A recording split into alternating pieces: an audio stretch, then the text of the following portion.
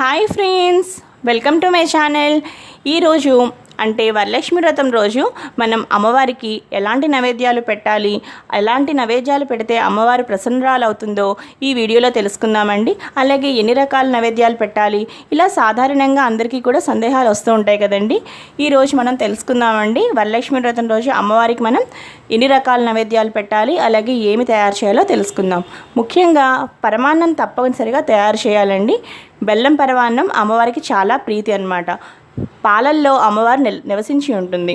అలాగే తప్పకుండా పులగం తయారు చేయాలండి. చక్కగా కొంచెం పసుపు వేసి పెసరపప్పుతో తయారు చేసిన ఈ పులగాన్నం అమ్మవారికి ఎంతో ప్రీతికరమైనదన్నమాట.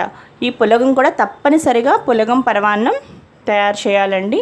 అలాగే పులిహార, ఇలా చక్కగా పసుపు పచ్చిగా కనిపించే ఈ పులిహారని అమ్మవారికి మనం చక్కగా నైవేద్యంలో తప్పనిసరిగా పెట్టాలండి. 9 రకాలు వీలైనంతగా మనం 9 రకాలు తయారు చేసుకోవాలి.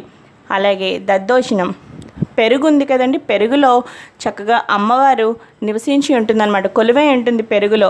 పాలు, పెరుగు, నెయ్యి వీటిల్లో అమ్మవారు చక్కగా అందులో కొలువై ఉంటుంది. అందుకోసం తప్పనిసరిగా దద్దోజనం తయారు చేయాలి. అలాగే సేమియా పాయసం చక్కగా పాలతో తయారు చేసిన పదార్థం కాబట్టి చక్కగా అమ్మవారికి మనం సేమియా పాయసం కూడా తప్పనిసరిగా చేసి పెట్టాలి. ఈ 9 రకాలు చేయలేని వాళ్ళు 5 రకాలు, 3 రకాలు కూడా చేసుకోవచ్చు. అలాగే సున్నుండలు కూడా చక్కగా చేసి పెట్టచ్చండి. ఎందుకంటే సున్నుండలు మనం నెయ్యితో తయారు చేస్తాం కదా. నెయ్యి, పాలు, పెరుగు వీటిల్లో అమ్మవారు తప్పనిసరిగా కొలువై ఉంటుంది. అందుకోసం మనం సున్నుండలు నెయ్యితో తయారు చేసిన ఏ పదార్థమైనా మీరు అమ్మవారికి పెట్టచ్చు.